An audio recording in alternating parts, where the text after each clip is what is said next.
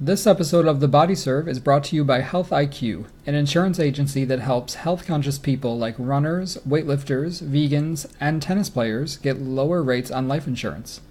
56% of Health IQ customers save between 4 and 33% on life insurance. Go to healthiq.com/bodyserve or mention the promo code BODYSERVE, when speaking with an agent to support the show and see if you qualify. But I really don't have any regrets. I really don't. I've lived exactly how I've wanted to.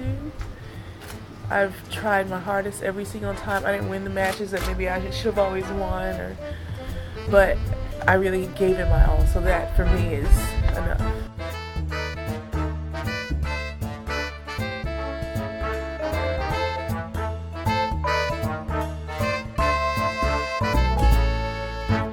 Hello everybody, welcome back to The Body Serve. This is episode 107. My name is Jonathan. And I'm James.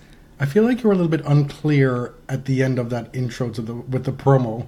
No, the means with the promo code, it's not The Body Serve, it's just Body Serve. Yeah, I think that was clear. Okay, maybe that's just me being paranoid and stupid. Probably, yes. More stupid. So this is our second episode of 2018. I think this one will be a little, a little quicker than the last one. Not that that was a bad thing.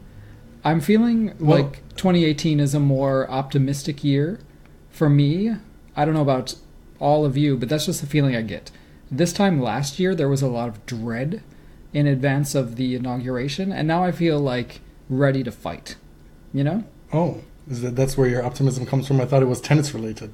Well, now we know what's ahead of us, right? Now we know what we're dealing with. Well, the length or brevity of this episode is totally dependent on our final segment, which we're going to be getting into the Golden Globes. And we know, and I expect you to have opinions and thoughts about that. So you'll have to do a bit of self-censoring if we're going to get it into a reasonable... Oh, you mean I'm going to drone on and on and on? It's possible.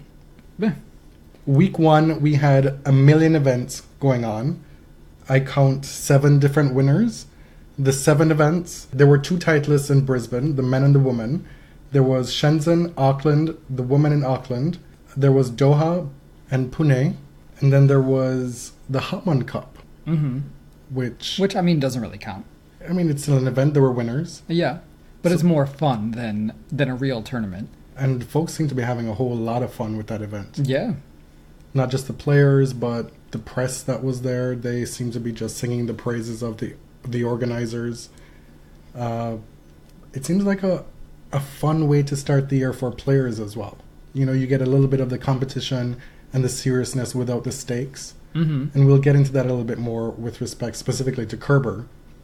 But let's go through some of the winners. Where do you want to start? So Simona Halep starts the year as number 1 and does it right. She goes to Shenzhen, wins the title, kind of reinforces the idea that I'm number 1, I'm going to be here for a little while, I'm going to hold on to these points. And I don't begrudge anyone for going to a smaller tournament, like as opposed to Brisbane or Auckland. This is really just a warm-up for the Australian Open, so you don't want to tax yourself too much. She beat her countrywoman Begu in the semifinals and also paired with her to win the doubles title. So it is the rare single and doubles title double in women's tennis. And she also beat Siniakova in the final, who I think, I hope we didn't overlook this young woman.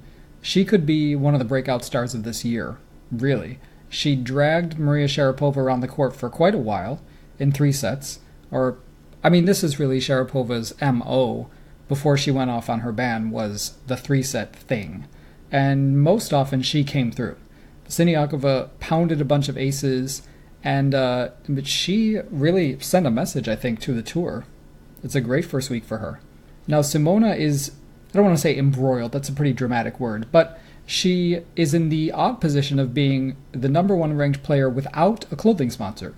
I don't know what to say. Well, before we get into that, it's a great start for Simona because she ended the year number 1 with a lot of people talking shit about her as number 1 with regards to whether she deserves it or not, and coming out right away in 2018 with a flop would have been not ideal, to say the least. Right. And instead, she comes out and she plays great tennis. Pretty much the entire tournament. She lost a set in the final, but that was sandwiched by, I believe, a bagel and a breadstick or something. I mean, and Siniakova, as you said, was not an opponent that folks should be taking lightly this year. And so the quality of her tennis was right up there to match her ranking to start the year, which is all that she could have asked for, pretty much. Right. As to the clothing sponsor issue, it seems to be like a timing issue that's wrapped up in all of this as well. Sometime in mid-December, we learned that she was leaving Adidas, or that the contract was to expire and it wasn't going to be renewed.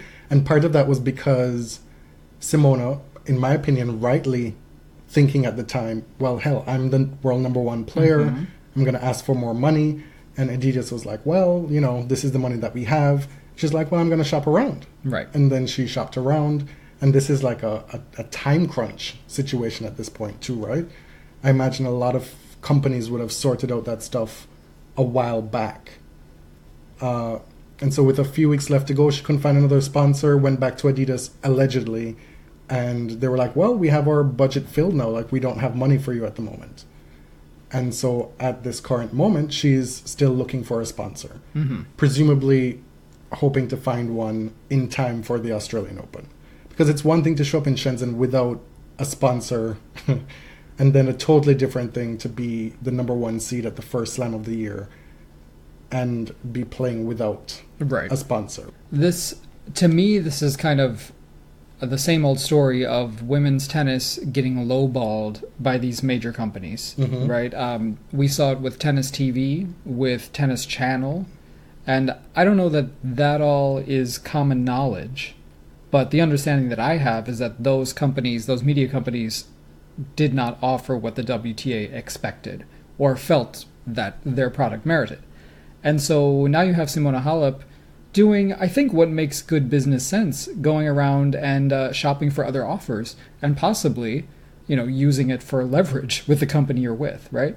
And it did not work out.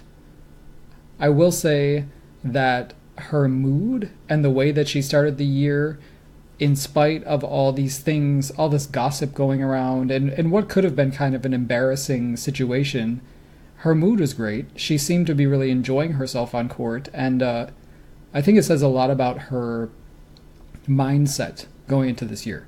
The thing that I've always appreciated with Simona, especially in press, and it's something that we've then turned on its head to maybe use as a negative toward her, we're guilty of that, is that she's very earnest. She's very upfront. She calls it as she sees it. Yes. She doesn't sidestep issues to paint herself in a better light with respect to her game. And so when she was asked about this in press a few days ago, she was very matter-of-fact about it. She's like, yes, this is what's happening. This is where it's okay. I'm fine. Tennis is good. You know, like she doesn't seem to be bothered by it at all, which is needed for her. You know, like this is not something that she should be worried about. Right. Her manager, Virginie Ruzici, I think is her manager. Oh. The Romanian Grand Slam champ. Featured in that French Open documentary. Yes. Or as you and your family like to say, documentary. If you have that Great Lakes accent like my family and me, I think you can relate. Let me tell you, I've heard some weird ass pronunciations. Elementary. Documentary. She said, you know, I'm going to have my manager sort that out. I'm not too concerned about it, which good for her. And the other byproduct of her winning the title and playing well is that she maintains the number one ranking. She has almost a 400-point lead now, I think, over Caroline Wozniacki, who's now up to number 2, which is good for the next 3 weeks up until the end of the Australian Open, because there's a lot of different scenarios that then come into play with all those points available.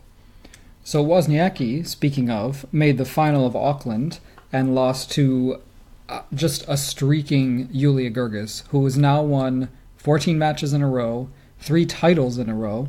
She won to cap off last year Moscow and Zhuhai, the Elite Trophy. And now, in the first tournament of her year, she faces off against her counterpart, the champion of the WTA Finals in Singapore, and beats her. I mean, so she rises to her career high of number 12. She's had Wozniacki's number for a while. I mean, it's not totally lopsided. I think she's 5-4 against Caroline.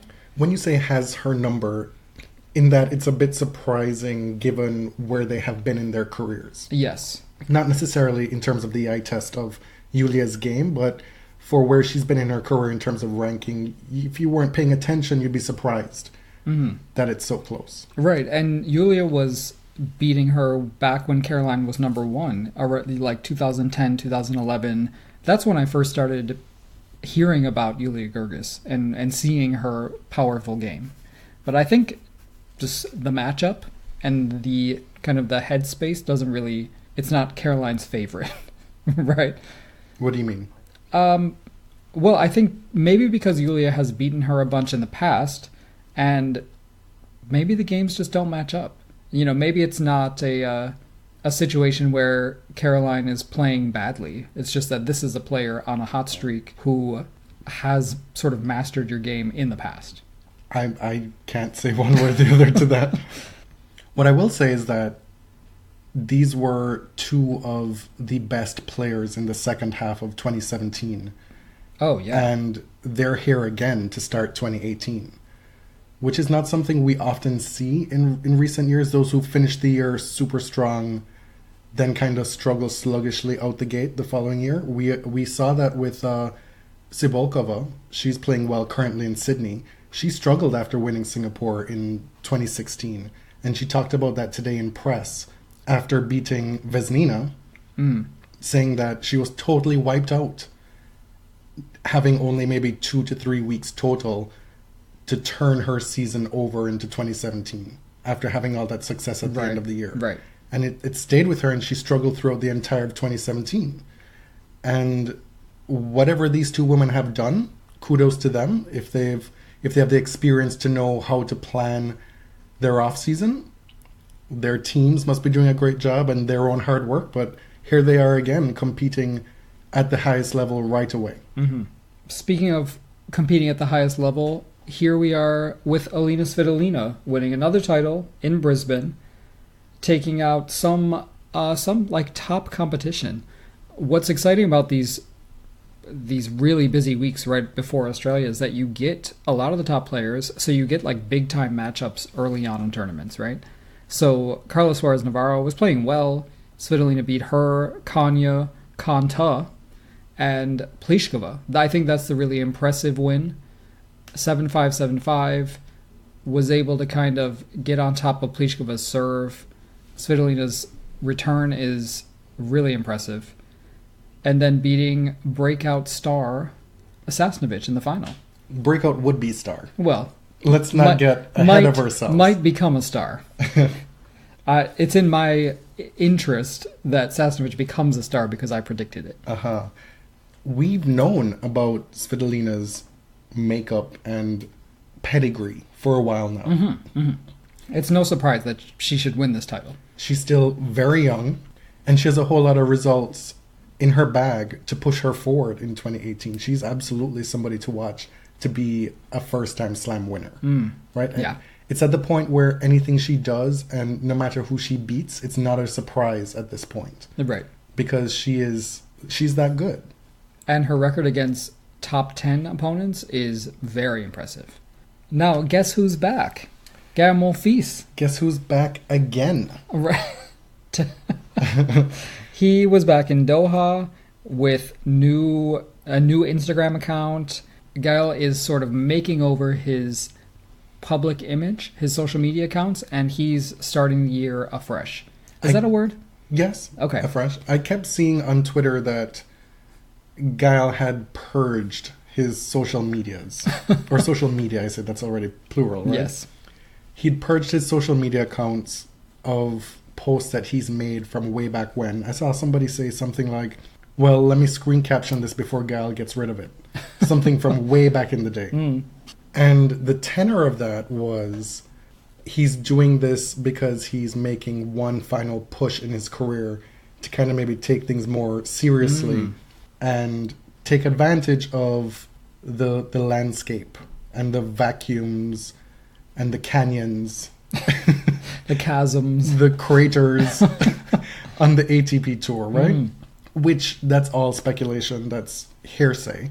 But here he is in his first tournament of the year, his first tournament since missing all that time in the second half of 2017. Got to get my years right here. And he wins right away. Kudos to him. I wonder how much of it was watching his compatriots win Davis Cup this year, and was there any FOMO from that? Seeing, his friends, his countrymen have such a joyous moment.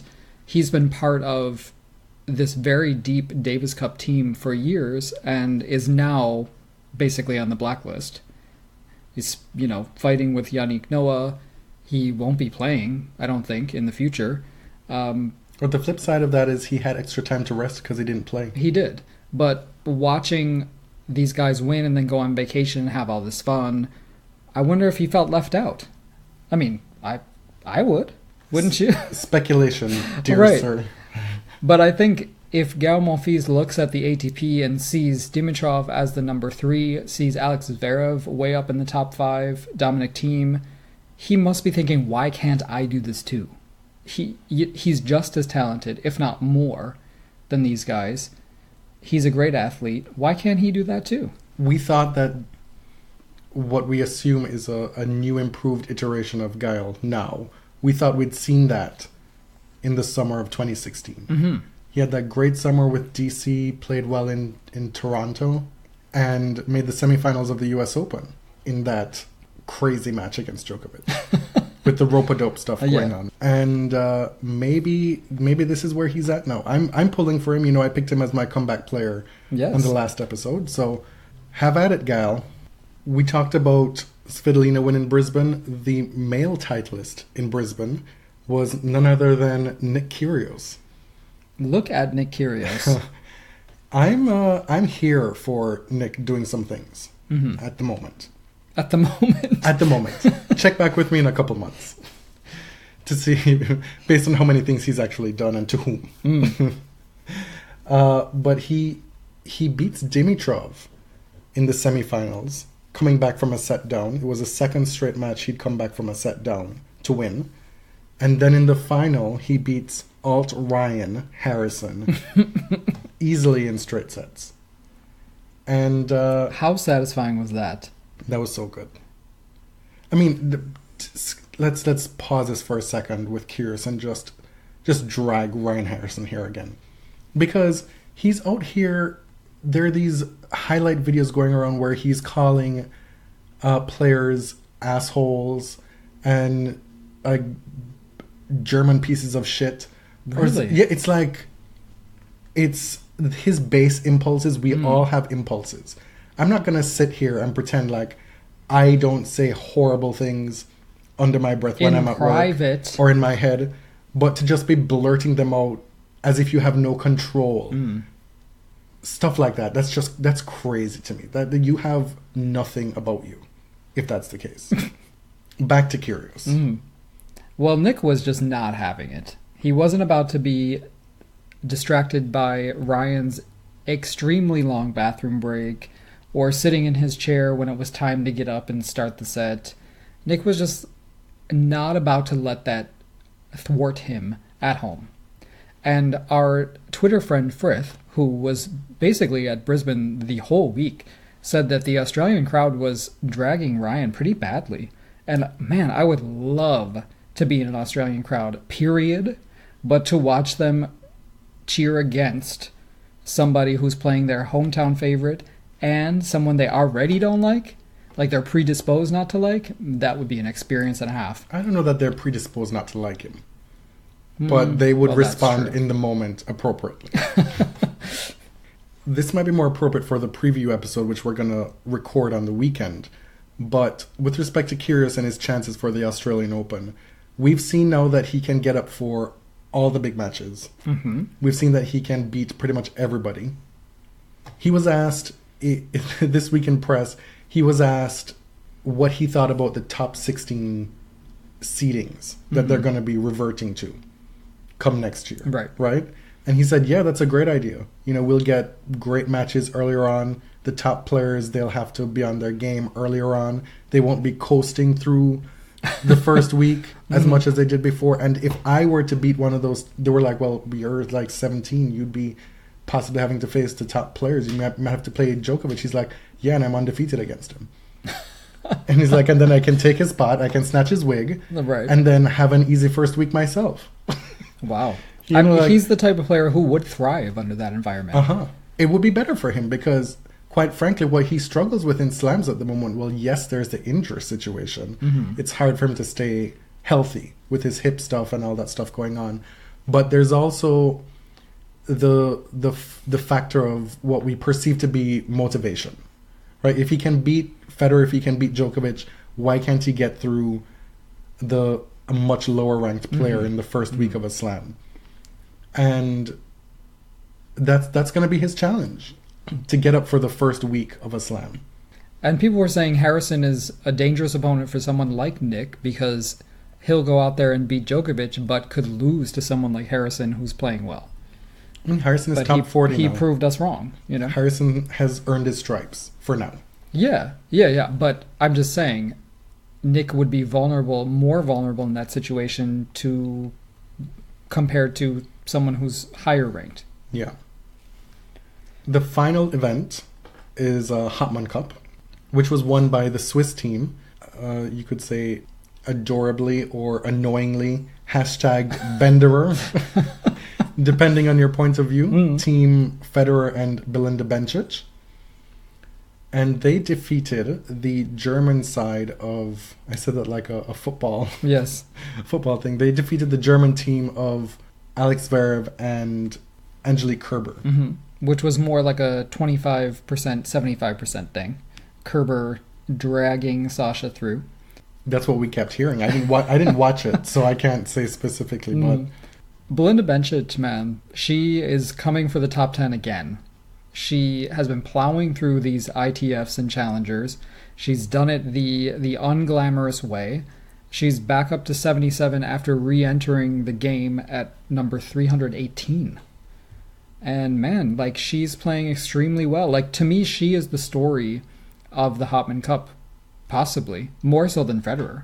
It builds on the end of her year last year. It kind of went unnoticed in a lot of parts and very much under the radar, because when most folks considered the season to be done, she was out here winning 3 tournaments. Right. And now she's back in 2018, much like Kyrgios at the end of 2017, winning again. Angelique Kerber is another person who, well, unlike Bencic, has completely turned her career story around. What do you mean? Well, at least for these past 2 weeks. That's what I was thinking. We'll I was like, are we really making such large proclamations based on right. a week and a half? But Angelique Kerber came into Hopman Cup happy, excited. She was having fun. People remarked that she was playing well. And here she is in Sydney taking out Venus Williams in 3 sets, which is not really something she did much of in 2017. But not a departure from the rest of her career. That's been a good matchup for her. Correct. Previously. Yes.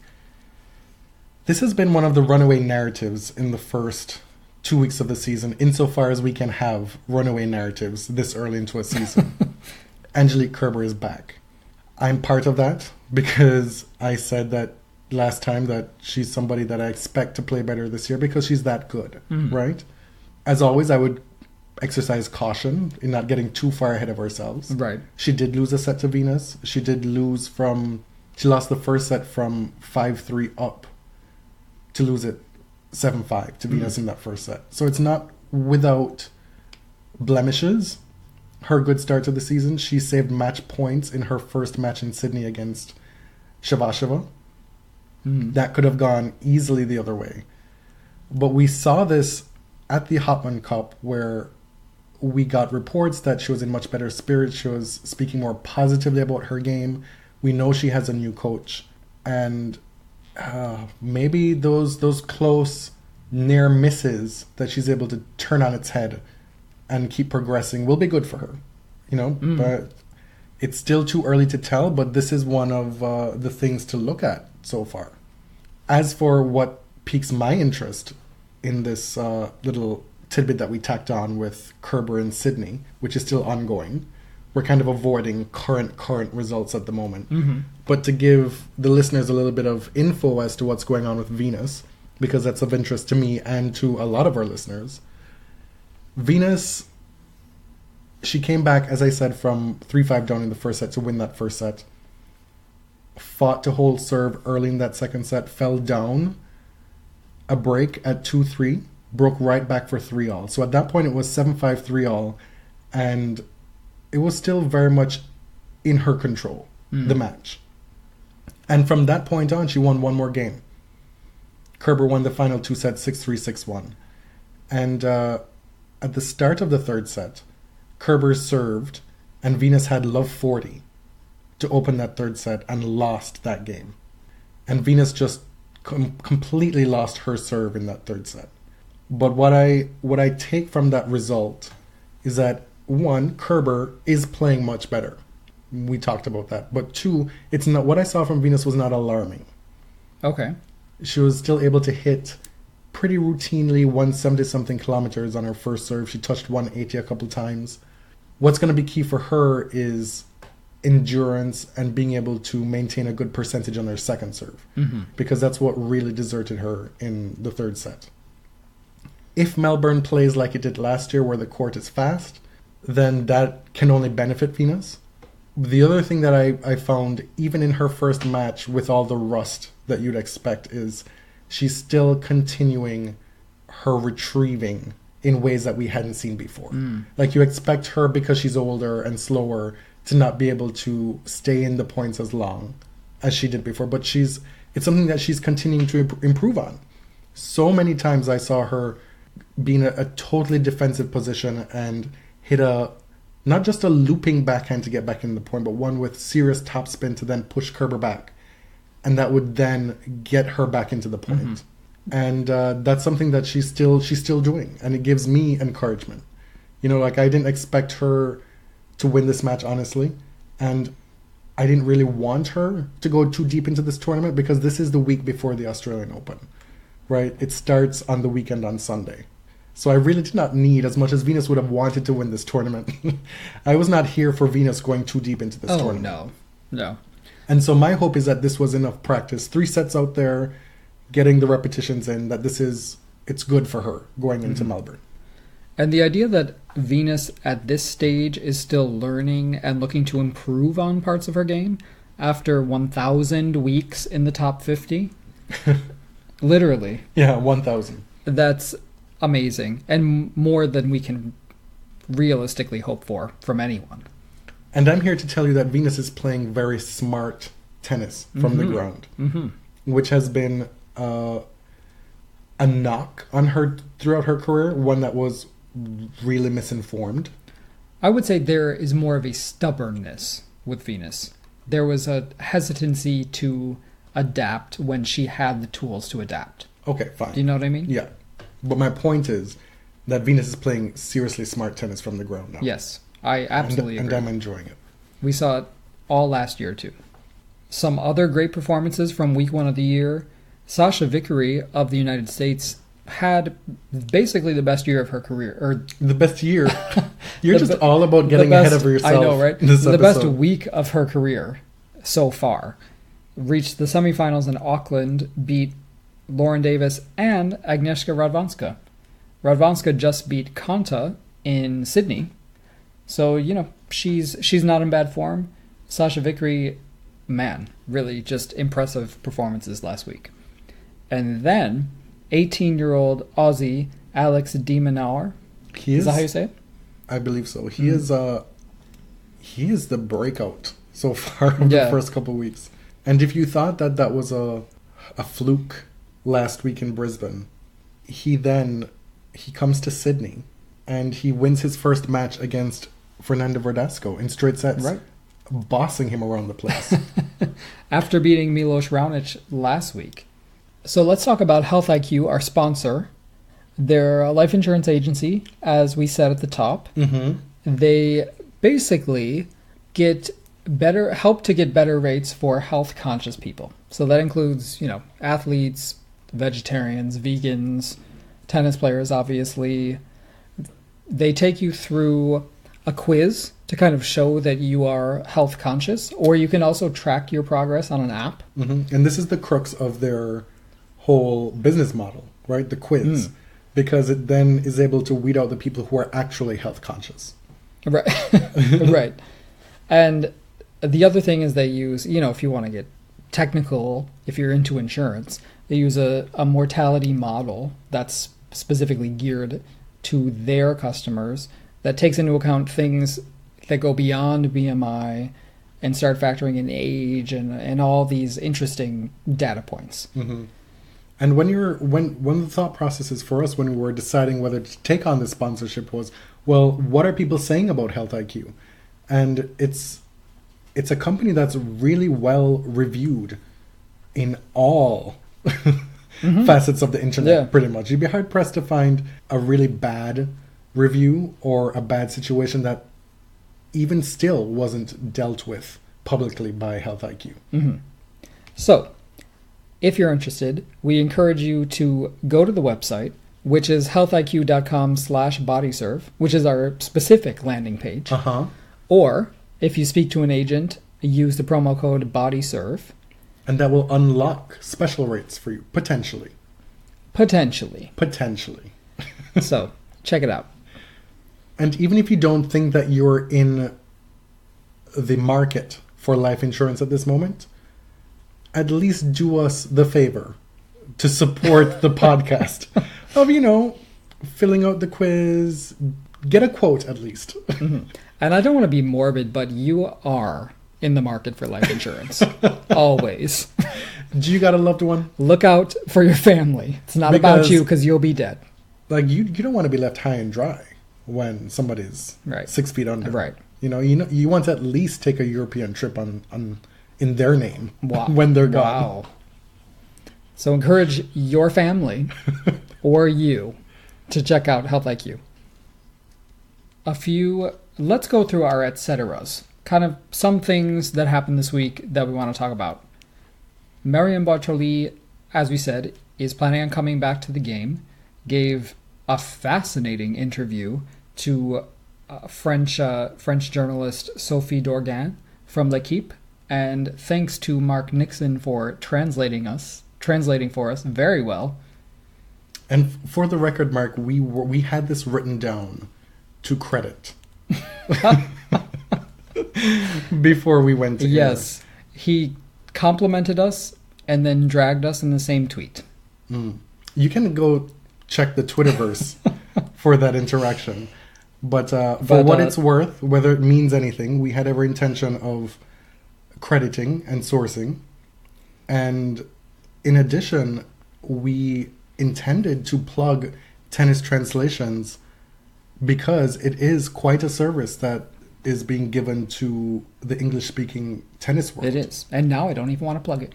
No, I'm kidding. No, I mean, those of us who do not speak French or other European languages do owe a debt of gratitude to Mark. The translation was very fluid and readable, and I mean, the interview itself is fascinating. It's something that's timely for us because Marion gives great insight into the reasons for her comeback, which was a segment that we did a couple episodes ago, telling people to mind their own goddamn business and stop telling her what she should do because the reasons for her comeback are her own, and she made them known in that interview. And that's something that so many of us would have missed entirely had it not been for this translation. So thank you. And yeah, I don't want to give away the lead to the Bartoli interview, but she did reveal some very interesting things about the past few years of her life since retiring. Clearly, a lot of fans were concerned about her health in the past few years, and that's something that she addresses. I think it's remarkable how sort of straightforward she is about what she expects from the comeback. Like she's not coming back to be ranked 80. It's like, if she is not beating women in, say, the top 15 to 30 in those first few weeks, or not being competitive, right? Like if it's a 6-1 loss in a set, if she's getting killed by the top 30, she's not interested. Like, she's not going to stick around to barely make main draws in Grand Slams. she was asked about why Miami. She's picking Miami as the tournament to come back at. Why such a big event? Why not? And the interviewer used the example of, say, Andre Agassi, who went and played challengers to get his ranking back up. And she was like, absolutely not. Like, I'm not 16. I did that when I was 16. Like, I want to play on the big stages. Mm-hmm. And she's earned that. Right. You know, like, and as you said, her directness is so refreshing. Mm-hmm. I mean, it's totally in keeping with what we expect from Bartoli, but there are so few athletes, like in any sport, who speak that bluntly. Mm-hmm. And I want to make a special mention of Bartoli and the way she spoke about, and so matter-of-factly about her weight issues and her appearance and the reasons for that. I don't really feel like talking specifically about that. Yeah. I'm going to encourage you to read, if you speak French, read the L'Equipe interview or the translation. We'll link to both on the Podbean homepage. But there are a lot of reasons why Marion was struggling physically in the last few years. She was going through some things, a lot of things in her personal life. And let this be a word of caution and a learning moment for folks, that when you look at these women, these athletes, and women in general, and make off-the-cuff, snark, nasty comments about their appearance, one, it's totally out of line to begin with. But in this specific instance with Bartoli, like, there's almost always so much more that you do not know. Now, here's something that I really want to talk about, because if you are a listener of The Body Serve, you know that I find You live for the doping ban excuses. I do. The stories that players concoct to address the ITF or WADA when they're charged with a doping violation. I live. Thank you, Tomas Bellucci of Brazil. So, this one. The ITF recently released their ruling. The whole document. He tested positive for a diuretic, for a banned substance, in September 2017. Hasn't played since the US Open. I think there was some speculation about whether he was serving a silent ban. I didn't know about that until this. Now... Oh, folks were actually speculating that? Apparently. At the back end of last year? Mm-hmm. I mean, people more in the know about probably South American tennis were speculating. Okay. I mean, these are the things that I literally do not have the space in my tennis life to notice. Some things you just miss, you know. So, Tomas Bellucci was charged in September with an anti-doping rule violation for this diuretic that showed up in his test.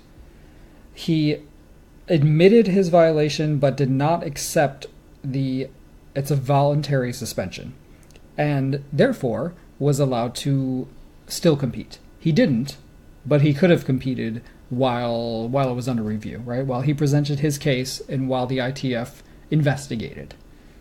I just want to make a point here that it's my understanding, and correct me if I'm wrong to the listeners, because absolutely this is not something that's my forte. You know, I try and read as much as I can, but it's something that's very dense for me. It's confusing. Moving parts of the ITF and WADA and the tennis doping scenarios, right? But folks were saying that, oh my God, like, here we go with the ITF after they said they were going to be transparent with no more silent bans. And here we are again, another silent ban. Right. And it's my understanding that the way the process works as it's set up is when they come to Bellucci and say, well, hey, do you accept the voluntary provisional ban? And he says no. Then at that point, once he says no, it still has to be kept silent. Not necessarily on their part because they're covering something up, but that's just the way the process works. And that if he had accepted it at that time, then it would have been made public. Yes. But they said they don't do silent bans. But what you're getting at is that it was an effective silent ban. Yeah, in effect. Yes. Unless he decides to go public and say that he's being railroaded by the ITF or something, by virtue of him choosing not to compete and the ITF not publicizing what happened, it's a silent non-ban. Well, where we're being a Right. little bit tripped up here is that it's your understanding that he could have still played once. Well, it says very Once- clearly in the decision, therefore remained free to compete pending resolution of his case. And then he didn't compete. So Right. the fact that he didn't compete makes it seem more like a silent ban. Mm-hmm. Now, so they released the ruling. He, like Sharapova, bore no significant fault or negligence. That's a quote. Because it was his first offense, the punishment wasn't huge. It was 5 months. It was backdated to when they charged him. So he will be free to compete right after the Australian Open on January 31st of this year. Right in time for the South American swing. Now, we have not gone over my favorite part. Part of his case was that he gets these, quote, bespoke vitamin compounds, which is a marvelous turn of phrase. It's a very hipster thing to use the word bespoke, which originally referred only to men's tailoring, right? Like, Yeah, yes. I don't know if Thierry Cote still listens to the podcast, but he is, I believe, a professor at York University who had listened to the podcast at some point. And I just saw on his social media, his Instagram, that he was just at a bespoke tailor. Really? Getting some serious discounts in the Junction. Fancy. In the Junction. Of course, in the Junction. Now, I really appreciate the sort of hipster bohemian way of Aesthetic. applying the word bespoke to something that's not tailoring. Well, So- what exactly, define bespoke for us in this context? Well, or in any context? In this context, I believe it just means these vitamins were being concocted from scratch. And so in a tailoring situation, it would be bespoke because all these materials are being used in-house to make clothes from scratch. It's like couture. It's unique, Okay. you know? It's unique to you. Tomas was working with a biochemist and a doctor and a pharmacist and whatever to create these unique, personal vitamin compounds, bespoke, Okay. in a word,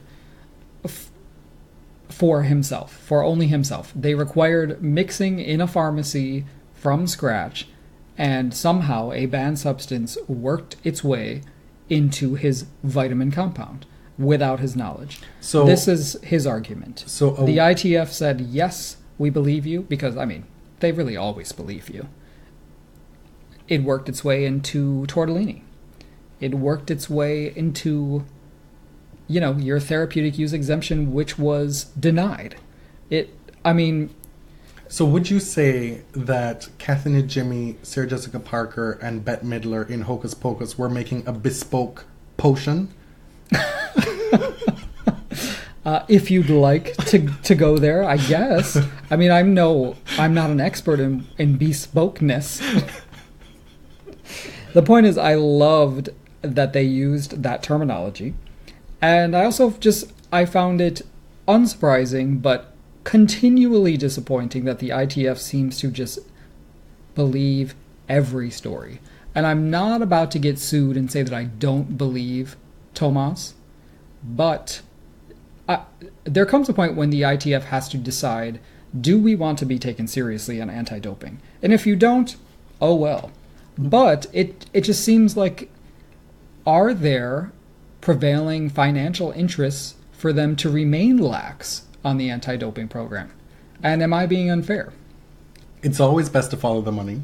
Mm-hmm. What I find unseemly about this whole situation is the discrepancy in the ways players of a lower profile are treated with respect to doping. Mm-hmm.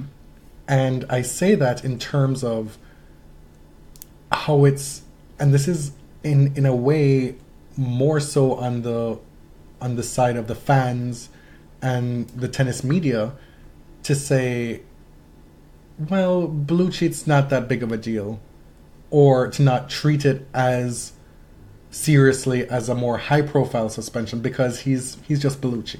You know, we kind of saw that with Irani, doesn't get the same coverage, and I wonder what the role is or the thinking is from the ITF when they're dealing with players across a wide cross section of rankings?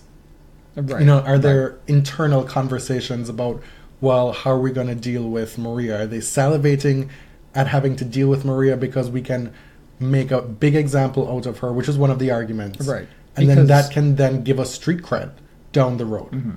I mean, the ITF was rough with Maria. They were. And WADA scaled it back. And we've seen them be lax in subsequent cases. We have.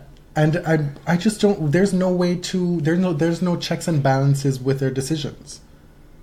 Well, you know, like you say, we're not really able to see it. No, you say like, well, he was taking this bespoke compound vitamin thing. I'm not trying to be funny here. I know, it's hilarious. Okay. They say in the official ruling that he was taking this thing, and subsequently after their investigation, they've accepted it. Right. What was the investigation? Did they speak to the chemist? Did they speak to the pharmacist? Well, they do typically... Did they speak to the doctor? They do typically outline that in their decision. Now, we've talked before, players with more money may have access to more sophisticated ways of avoiding anti-doping regulations. And that's been very clear in other sports. Of course, they can stay ahead of the doping tests, as you taught me, and then I sort of learned on my own as well. I taught you something? Well, yeah. So, I don't know. I mean, it's just, to me, to release a press release like this makes you sound damn silly, is what I think. It just seems to me that the ITF needs to rework its way of dealing with these things, because they almost never come out looking above board. Right. I mean, like, did a player test positive for a banned substance, yes or no? Sometimes it is that simple. A lot of times it's not. We've talked about as well that it's so complex. And there are a lot of banned substances that maybe shouldn't be banned or are not performance enhancing. It's my understanding that part of what was tested for here was a masking agent, which for me always signals serious red flags. Because masking agents... And that's what was found in Irani's sample as well, which it makes that whole situation ridiculous, in my opinion. We are armchair Monday morning quarterbacking this whole thing here. We can only read the information that they provide to us. And until we get more specificity, more details, and more understanding of how this whole process works, we're just going to be left in the dark. And this whole process is going to be one big mess. I'm going to continue to enjoy it, obviously. You do you, boo. All right, let's race through the rest of these et ceteras. Mm-hmm.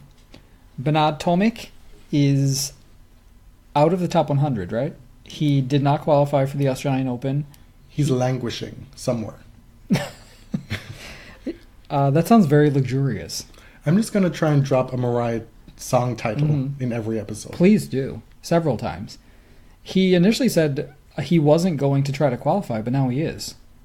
Yeah. Right? So that's something to keep an eye on. Yeah. Australia has Nick Kyrgios playing well. They have Ash Barty playing well. They've got Alex de Minaur playing well. Stosur is back. Dasha.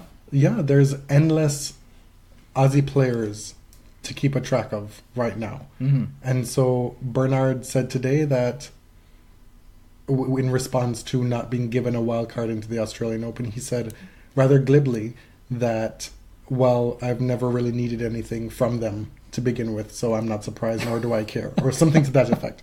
Well, you know what? You do you, boo. And thank you for all those wild cards in the past. Did he say that? No, he did not say that. But there was also speculation that he was going to be appearing on I'm a Celebrity, Get Me Out of Here and taking time off from tennis. Oh.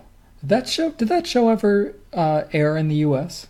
Or is it just like a British Commonwealth it definitely did, I think, but it really survived in Australia. Man, they love like Celebrity Big Brother and stuff like that. That doesn't really work in the US. See what had happened was. Oh. This was something that was on the agenda for the last episode in our heads. We had forgotten to put it on the actual physical agenda. And even in the midst of recording last episode, you were long-winded about something. I had it in my head, and then I responded to something you were saying, and then I forgot. We paused, and it's like, there's something I need to talk about, and I can't remember. And then afterward, like, damn, this Pat Cash. Pat Cash? He is so nasty. Like, This was so disgusting. it doesn't warrant a whole segment. He was playing some Legends, right? Some exhibition or whatever. I do not know what exactly it And was. he rubbed his sweaty ass head on the body of a female lines person. I mean, We've talked about how disgusting it is in practice for these lineswomen and the ball boys and the ball kids or whatever to be handling these towels to begin with oh yeah. in regular matches. And so apparently when he could not have a towel at his ready disposal, he was like, well, I'm gonna create a fun moment here, and I'm just gonna wipe my sweaty brow on the shoulder of this woman's clothes. That was so disrespectful and gross. He thought he was being real cute, like it was funny. I would have taken my ass off that court and gotten into the shower. Like, that is so gross to me. You think that wouldn't have been a defense if that woman had smacked his ass in court? Like pepper sprayed him. I would like some lawyerly advice on this. Right. Maria Sharapova has been announced as the participant alongside Roger Federer for the Australian Open draw ceremony, a role typically reserved for the defending champions, which Roger Federer is. And we'll tie this into our next bullet on our agenda. Serena is out of the Australian Open. She's withdrawn. Officially, right? yes. Officially. So she's not playing. And so there is no defending women's champion at the Australian Open. And so Craig Tiley, In his infinite wisdom. they have announced way ahead of time that it's going to be Sharapova and Federer doing this draw. We've talked previously that while it's the draw with respect to the next gen fiasco last year, right? And how awful and misogynistic and sexist and just terrible that fiasco was. And part of the reason why it was such an unforced error is because nobody really pays attention to the draw ceremony. Unless Right? something crazy happens, right? Exactly. Like tennis Twitter and folks who follow tennis like they're starving in the Sahara Desert, they are streaming the draw ceremony, right? These are the people who are really interested in this stuff. And so you're not really... I wonder how much is there to be gained for having this much of a hullabaloo about the draw ceremony, right? To the extent that you're going to put Sharapova in the position to be at that ceremony. In Serena's stead, at the event that she tested positive for meldonium 2 years ago. Yes, tennis is so ridiculous. Right? It's Like, crazy. I do not have the bandwidth to be upset about this or mad. It's just funny. I mean, Angelique Kerber could do it. Venus Williams, the defending runner-up, could do it. There are only like, two active Australian Open women's champions. Right. Serena Williams, who is not active at the moment, and then Angelique Kerber. And Kerber was entered in Sydney.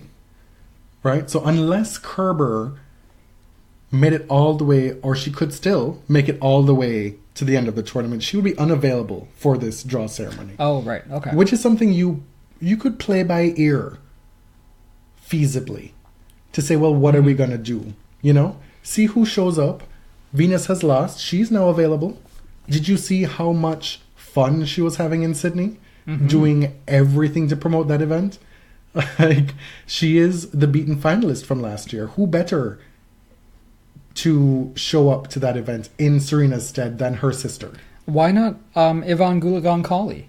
Because she, now that Margaret Court is boycotting over in Perth, Yvonne can finally take her place as the queen bee of Australian tennis. Let her do it. While Margaret is out on the sea catching some crabs. Oh my god. That headline was too much. Or, use a young Australian. Give them something fun to do. Yeah. Showcase your talent. There's so much to do. So many options that could have worked had they exercised a little bit of caution, a little bit of good sense, and creativity. Yeah. Because if this is a case of, well, Sharapova's star power, we want to make the most of that. A draw ceremony is not that situation. Yeah. Like, nobody really cares. Like, people are going to watch the tournament regardless. Exactly. Whatever. So, like, this is a big unforced error. I'm not going to use it as a situation to pile on to Maria, deservedly or not. It's entirely to do with the Australian Open and just making a complete mess of this situation. On a sad note, Andrew Murray has undergone hip surgery, which he revealed on his social media yesterday. It was pretty quick from the message saying he was still thinking about surgery and finally confirming that he wasn't going to play the Australian Open. And now he stayed in Melbourne and sought out one of the world's leading arthroscopic. Can you tell I'm not in the medical field? Arthroscopic hip surgeon. Just say hip surgeon. Okay, fine. But that's like where, little camera goes in. And, yeah. Two things. We learned from the reporting that apparently a whole bunch of British journalists just showed up in his hospital room. Yeah, which is totally not surprising. To then write and disseminate the story. To anoint his feet. And the first bit is that Andy had said, well, I'm going to reassess the situation, fly back home. And it turns out maybe that decision had already been made. I don't know. It was like an overnight decision to then stay in Melbourne and have the surgery. But the surgeon that he's been dealing with and did the surgery is somebody that he's been consulting for a long time. Okay. So it's not like he was, well, I don't really feel like making this flight. Let me go call up some hip surgeon in Melbourne. Well, like right. This is somebody he's been consulting with for some time. And Andy has made it clear that he expects to and hopes to come back at his highest level. And one of his main motivations is so that his daughter can see him play tennis and do what he does for a living. Right. At an age where she's able to remember it. So we go from last episode to being completely... Oh, he also says that he hopes to be back for Wimbledon. Apparently the time span the grass season is his goal. Yeah, apparently the time span for recovery for this type of thing is 13 weeks, 14 weeks. And I wish I could remember who it was that said this on Twitter, but I saw something today that somebody was saying, oh my God, like the span of a week of an Andy Murray fan where you feel like life is over, it's the end of the world with Murray not being able to play the Australian Open, and then a week later to be thinking, oh, he's going to win Wimbledon this year. He's not usually this dramatic. Well, we hadn't been given much access to Andy, and he's giving all the access now. So let's hope. We're fans of Andy, like him a lot as a dude. Hope that he makes a full recovery and can come back and play the grass season. But if not, come back when he feels fully ready.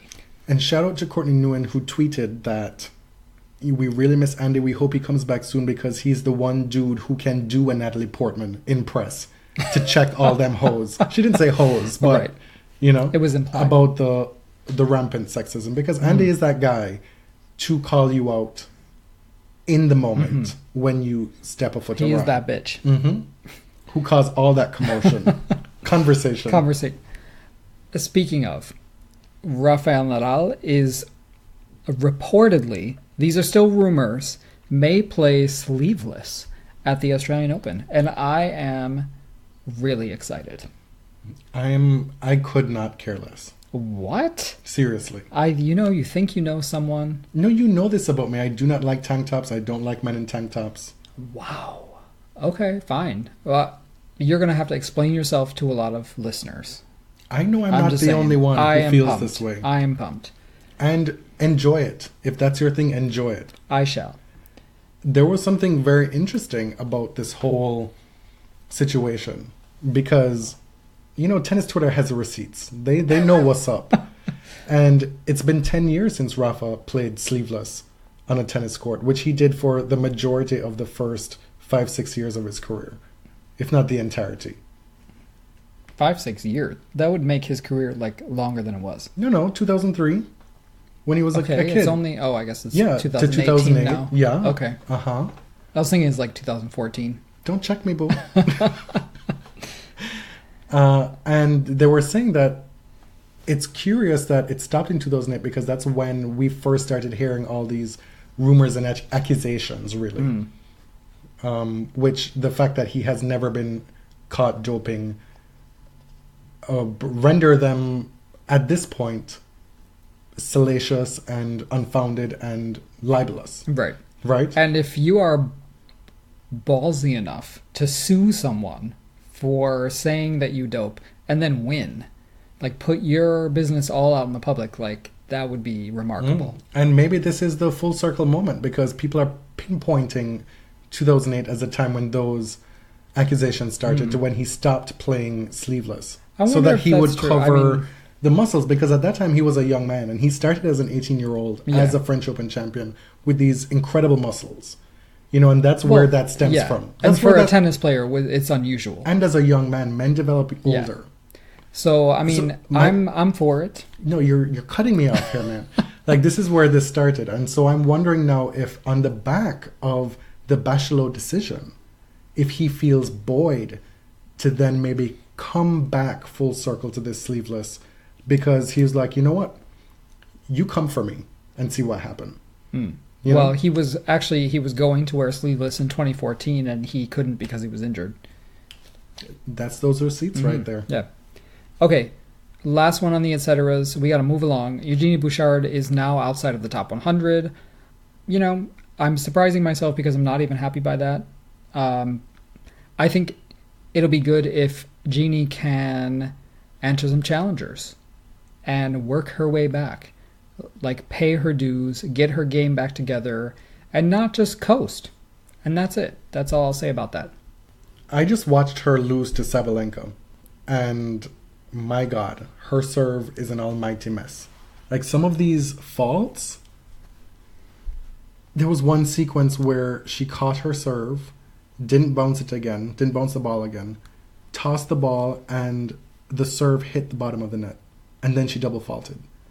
It was like a total disaster. She had 12 double faults at least in that match, but still it was a 6-4, 6-3 result. It was close enough against somebody who's one of the rising stars of the WTA. Right. And my hope for Jeannie is, legitimately, we've talked a whole bunch of shit about Jeannie on the show. We live in Canada. We've railed against the many different things that come along with Jeannie Bouchard, right? But it's entering sad territory. Before she made Grand Slam semis and finals, I was kind of standing for her before she took off. At the start of this podcast in 2015, she was somebody I talked about a lot, you know? And so I've been on this journey with Jeannie the entire time, up and down and round and round. And I'm at the point now where I really do want her to do well. I think it could be a blessing in disguise, you know, not getting direct entry in a lot of these tournaments now, because this will give her an opportunity to reassess, possibly change her team up, change her training, mindset, whatever. But, I mean, obviously things are not going well right now. You don't make 2 Grand Slam semis and then a final back to back to back without having some game and some talent. And so, good luck, Jeannie, is all I'm going to say. Are you ready for your quiz? We didn't tell folks you were taking a quiz this entire time. What's the quiz about? The quiz is about WTA records. Okay. And a lot of them have to do with active players. Some of them have to do with all-time records. It might not be terribly easy, but, you know, you've got some tennis acumen. Okay, we shall see. Question number 1. Venus leads the all-time list of Grand Slam appearances with 76. That's 19 years worth of consecutive Grand Slam appearances, for the record. Not that she did that, but that's the equivalent. Yeah. So she leads the all-time list of Grand Slam appearances with 76. Name the 5 other active players in the top 10 of that list. Okay. Francesca Schiavone. She is number 1. We got Serena. Yes. Svetlana Kuznetsova. Yes. Those are the top 3. Schiavone 3, Serena 5, Kuznetsova 9. Sorry, what was the record? The record is 76. She's got 76. Maria Sharapova. No. Active players. Who are some old active players? No shade. Jelena Jankovic. No. And so that concludes your Oh, responses to really? question number 1. Oh, shit. You got 3 out of 5. Okay.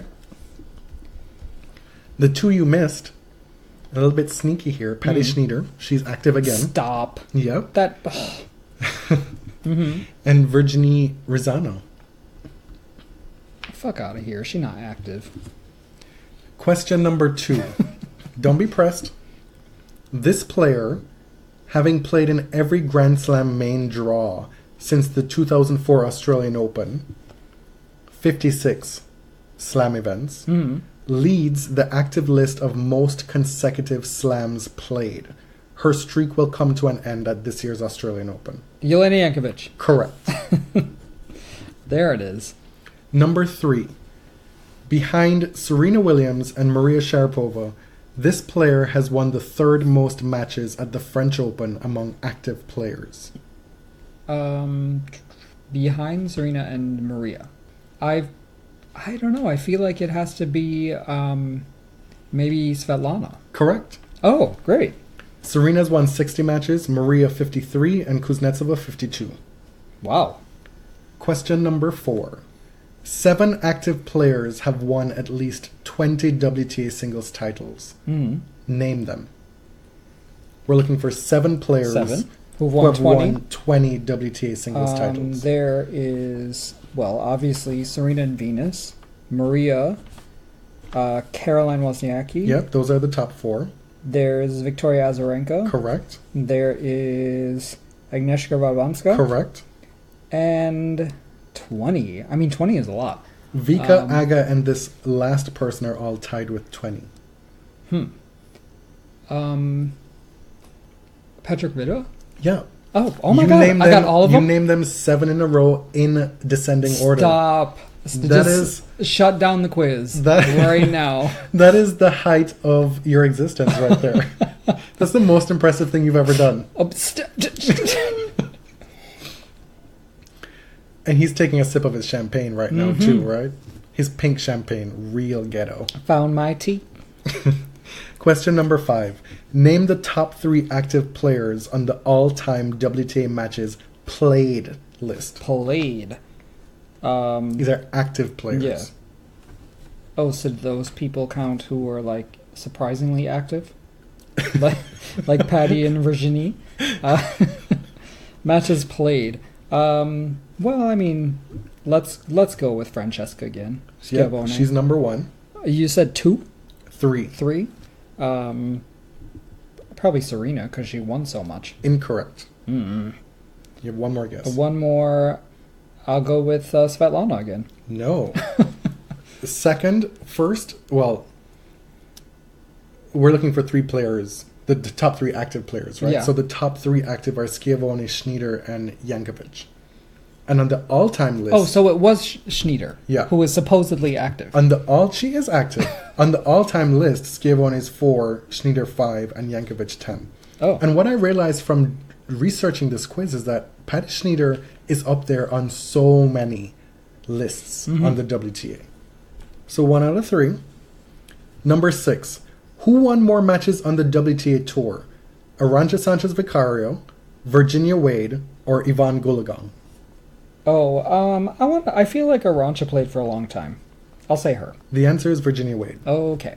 You know, I had a feeling it might be her. You did? Yeah.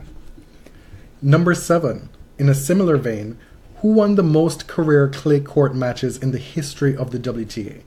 Conchita Martinez, Chris Evert, or Arantxa Sanchez Vicario? If this one is a trick question, I'm going to be upset. But it's got to be Chris Evert. It's Arantxa Sanchez Vicario. Are you serious? I am serious. How is it not Chris Evert? Chris is the queen of Roland Garros. Yeah. But that doesn't mean that she necessarily played all of those clay court events. Remember, back in the... I mean, I don't have the facts to back this up, but my assumption is she didn't necessarily travel as much as a lot of those American players did back in the day. All right. Well, which is to say, a lot of American players didn't travel as much back in the day. Right. Oh, well, after that triumph, I'm doing pretty bad. Let's turn it around. Number 8, Venus Williams, Billie Jean King, Kimiko Date, Francesco Schiavone, and Martina Navratilova are the 5 oldest players to win a WTA singles title. Organize them from oldest titleist to youngest. Oh, God. I can't remember the last time Kimiko won a title. Okay, I mean, let's just say Kimiko as the oldest. Let's talk this through. Let me write these down. Exactly. Who are the five? Tell us back the five that I just told you. Kimiko, Billie Jean, Martina, Venus, and Francesca. Oh, okay. Francesca's like old. Francesca's the same age as like Venus, 37. pretty much. They're both 37 right now. Okay, so I feel like I think Francesca was the oldest, wasn't she? Just tell me 1, 2, 3, 4, 5, and then you'll get a point for which position you land in, correct or not. Start from the top, the oldest, and It's go going down. to be so wrong. Just tell me. Kimiko, Martina, Francesca, Venus, Billie Jean. 0 of 5. I knew it. That's like impossible. Billie Jean King, 39. Kimiko was 38. Martina was 37. Schiavone was 36 last year in Bogota, I believe. Yeah. And then Venus at 35. Oh, shit. You know, I really could have gotten 1 point because I switched Francesca with somebody But really else. and truly, obviously the number one is Billie Jean. Really? Yeah. Is that obvious? It's really obvious. It's confusing because, like, Grand Slam title is oldest and, it's confusing. Okay. Number 9, Martina Navratilova with 177 and Pam Shriver with 106 are first and third on the all-time list of most doubles titles. Doubles, yeah. Who is second with 112? Oh, my God. I really don't know. Think back to the Martina era. Somebody who is like in... One of the... Think back to the original 9. Really? I'm going to give you a hint. That does not help. Come on, man. Like at Rosie Casals? Yes. Okay. Number 10. Name the youngest and oldest ever WTA world number ones. I'll give you an extra point if you can tell me their age. The youngest was Hingis. Correct. She must have been, I think she was just 16. Correct. And then the oldest is Serena. Yes. Isn't it? And she was. And at the time, she was 35. Correct. Okay. So you'll get 2 points for that answer. So out of 10, you got 1, 2, 3, 4, 5. You get... Do I get a quality point? A bonus point? So wait, there was 2 for the number 10. So 2, 3, 4, 5, 6. 6 points. And then what is 3/5 plus 1/3? Do that quickly. That's really rounded down to just 1 point. Are you serious? You're trying to make me add fractions? That's rounded down to 1 point. So you get 7 out of 10. Okay. Which isn't bad. No, not bad. I mean, it was kind of a hard quiz. It was. I think you did better than I thought. Thank you, I guess. Do you want to talk about the Golden Globes? You force me to watch this goddamn show every year. I do. I come home from work early on Sunday. I was even able to go do grocery shopping before coming home, which I normally reserve for my day off on Monday, Tuesday. I thought it was like, oh my God, I have all this time off now. And then it's like, so what are we going to watch tonight? Golden Globes. You knew it was going to be on. Oh. Anyway, Cinderella. The Golden Globes are usually the drunk Oscars, right? They're like a more raucous version of the Oscars. I will say it gave us Mariah meeting Billie Jean King. Wow. Which was a seminal moment in my life. Mm-hmm. The thing with the Golden Globes this year is that they were obviously shadowed by a lot of accounts of sexual harassment and abuse coming to light in Hollywood in the past few months. And so it's been depressing, but it's also been exhilarating for a lot of activists, because I think for the first time, maybe ever, the public at large is taking this sort of thing seriously. Because the casting couch has been a joke for many, many, many years in Hollywood. And people are starting to grasp how horrifying this is, and how women in entertainment have things in common and can sort of show solidarity with women in other socioeconomic classes who experience very similar abuses. Two things that I was looking forward or looking out for ahead of this broadcast was we'd gotten wind early in the week that this Time's Up thing was happening. This movement was happening, this hashtag, and that it involved 300 plus women who were actresses, agents, people in the business.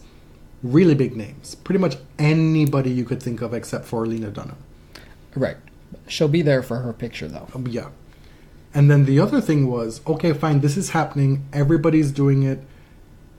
You even have Mariah, who is out here tweeting about it. A, she doesn't tweet much, and B, she doesn't get much. And she doesn't get very political very so often. Apolitical. Yeah. And so the thing I was looking out for was, how are these white women going to make space for women of color, who really are the ones who have been doing the work with this movement from the start, from the Me Too movement, etc. And so when you have the red carpet with people being introduced and the award show, speeches and what have you, how were women of color going to be incorporated into this movement? Those were the two things I was looking for. And in a lot of cases, I'm going to defer to people of color to commentate and critique. And, you know, there was a lot of, well, this is kind of awkward, or this is uncomfortable. But there was also a lot of, wow, this person in particular decided to let their, you know, the whole thing was a little bit weird, right? Like they're escorting an activist, like as their plus one. But I think there was a way to do that, and Laura Dern and Michelle Williams in particular did that in a way that allowed really like discussions that we don't ever hear on the red carpet into people's living rooms. The red carpet is not the place that you typically find these meaningful discussions happening. It's a place where you find, who are you wearing? Let's make some off-the-cuff sexist comment about you being a woman or blah, blah, blah, blah, blah, blah, blah, blah, blah. You know, right? We saw Deborah Messing call out E and their salary discrepancy with men and women. Right away. That was one of the first things that you saw. And to your point about how Laura Dern and Michelle Williams were the ones who did it best, it's a standard that shouldn't be so hard to meet for these actresses, these white women in Hollywood, because we see it all the time. When they appear on the late night show, one of these late night talk shows, or Ellen or whatever, they're there not to shoot the shit and have a great time. They're there to promote something. And so we see it all the time where they'll be having a little bit of banter and they're like, well, yeah, and actually my CD comes out today. Make sure you get it. It's called this. I'm in this movie, blah, blah, blah, blah, blah. And they're able to pivot to promote themselves at every turn in seamless ways. And so if the Me Too and the Time's Up movement is something that they're legitimately interested in, and having the voices of these women of color heard, then they have the skills and the practice to make it happen. You know, I don't want to be cynical about what you were saying about Laura Dern and Michelle Williams. I'm sure they're wonderful. And we've seen how people like Lena Dunham can be the total opposite. Right? So it's not a given. But these women are equipped to be able to do it. Well, you're right. A lot of it is skill and sort of having the deft touch of setting it up and getting out of the way. And so Michelle Williams is someone who came with an activist and let her speak. And when the interviewer tried to ask Michelle Williams questions about her stuff, she repeatedly pushed the spotlight onto the woman she came with, right? So, I mean, there is some awkwardness in this idea of allowing someone to speak or ceding the spotlight to someone else. But what I was really encouraged But that's the way to be an ally in that situation. It is, yeah. Because we're not getting around the fact that you are white and blonde and beautiful and you have this platform because of those things. Because you're talented, but also because you are those things. But there is a way to use it in a way that's productive and political. And I was encouraged by the Time's Up kind of mission statement that they published last week or the week before that acknowledged very clearly, and I quote, "We recognize our privilege and the fact that we have access to enormous platforms." So this is extremely important. acknowledging that actresses in Hollywood have been able to sort of drum up the rage because of who they are. It's sad, and unfortunately people haven't cared for many, many years. But it's hard to see domestic workers, hotel cleaning persons, restaurant workers sort of getting this sort of press, right? But what seems, and I hope, is a concerted effort to reach out to women of different socioeconomic classes, that was reflected in the TimesUp statement.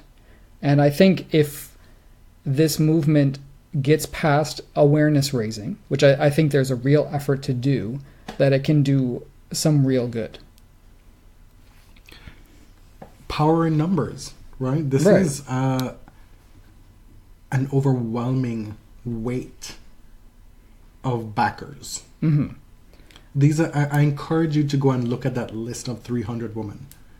It's from Carol Burnett to Mariah Carey to Lena Waithe to Eva Longoria to Meryl Streep. It's everybody. Mm-hmm.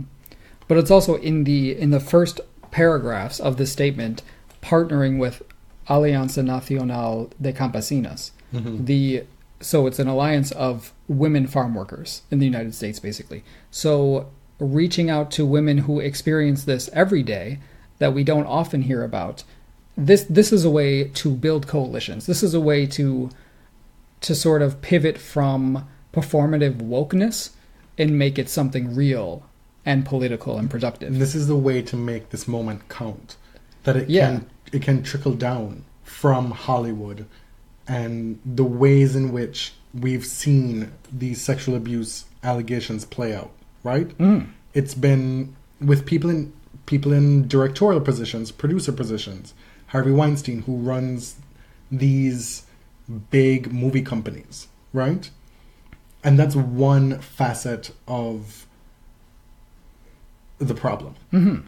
And the challenge then is if we are to effect a societal change, a true cultural change, how do we have that trickle down from the Hollywood, and I hate to use this, the Hollywood elite, who are still rich and socioeconomically privileged, to the people who cannot afford to report a sexual harassment instance because they have to work and they can't lose their job or their second job or their third job because they have to feed their kids. Who literally do not have the time, the security, the money to pursue anything like that, right? Like we have worked in the service industry and seen this stuff happen. Yeah. So we are complicit in the same way that other Hollywood actors are complicit, right? Mm-hmm. Like you hear men say, "Oh yeah, everybody knew about that." Like, but none of you said anything until this very moment where it was safe to say something. And as much as we give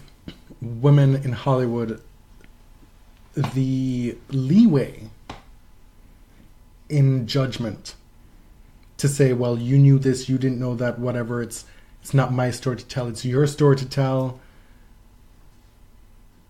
These are the women who have the economic resources and the class standing to be able to bear it on the chin for these women who cannot, right? Oh, this is where, and this is where they will make this movement count, where their sacrifice can truly make a difference.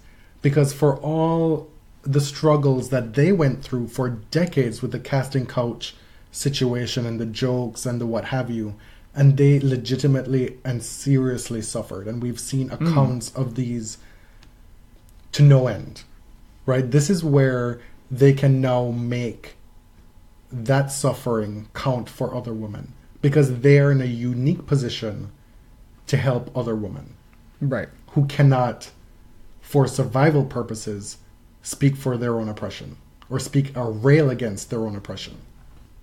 Can we talk about Oprah for a second?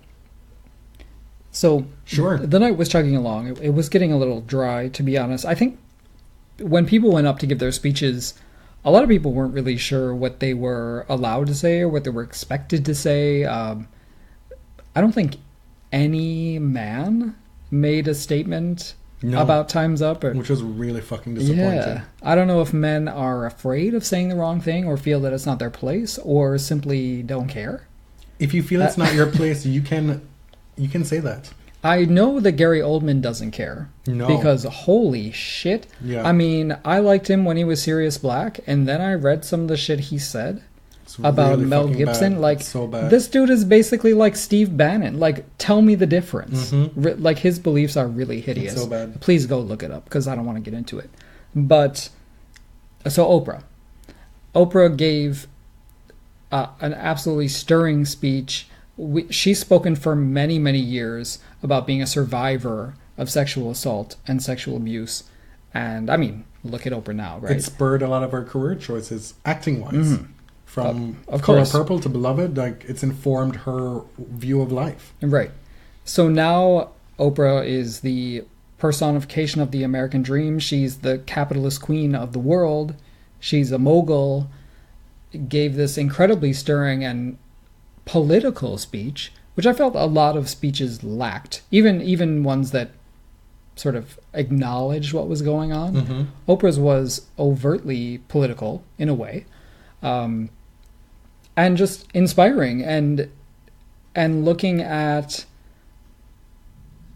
a representation and who she's speaking to and who needs to be spoken to. And what I found disconcerting was that the only thing we could talk about afterward was, oh, Oprah's going to run for president, or she should run for president. And like, I don't want to be a party pooper because it's a fun thought experiment and it's also like a funny joke. And if she does, like, if she takes it seriously, that's great. Like, I'll support her, but it's just interesting to me that this is the first thing we talk about before talking about the content of her speech. Yeah.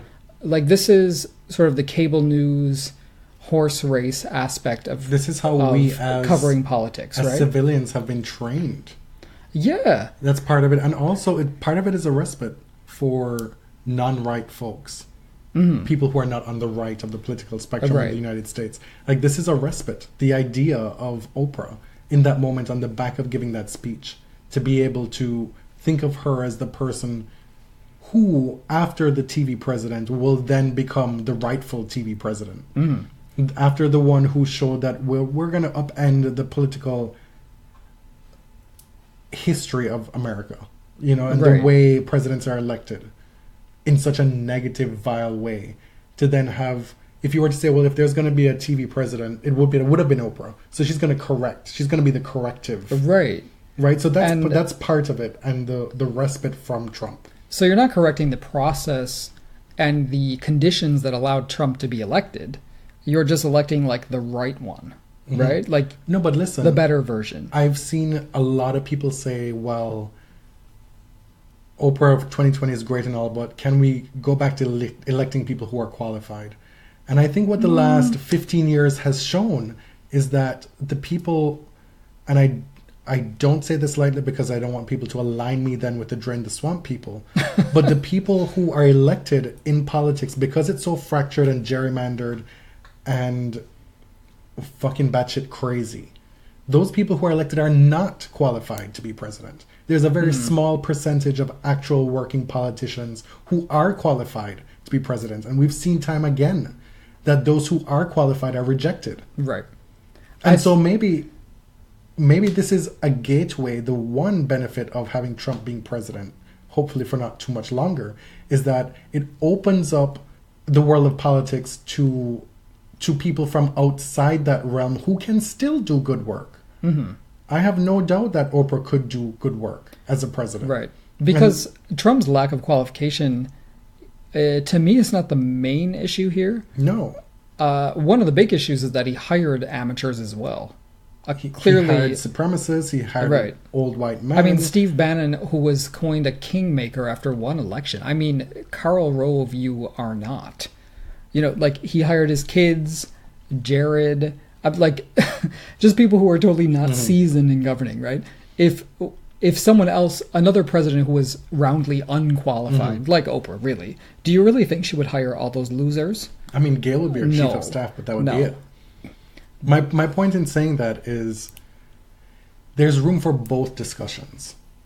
of the wonderment and the fantasy of Oprah as president in 2020. There's room for that. And there's also more room to be able to discuss what she was talking about. Because what Oprah showed is that she's multi-layered and has she's multifaceted. There's more to her than one thing. Right? Right. And like, she has been out here for how many years talking about these issues, and people finally are starting to take notice in large numbers.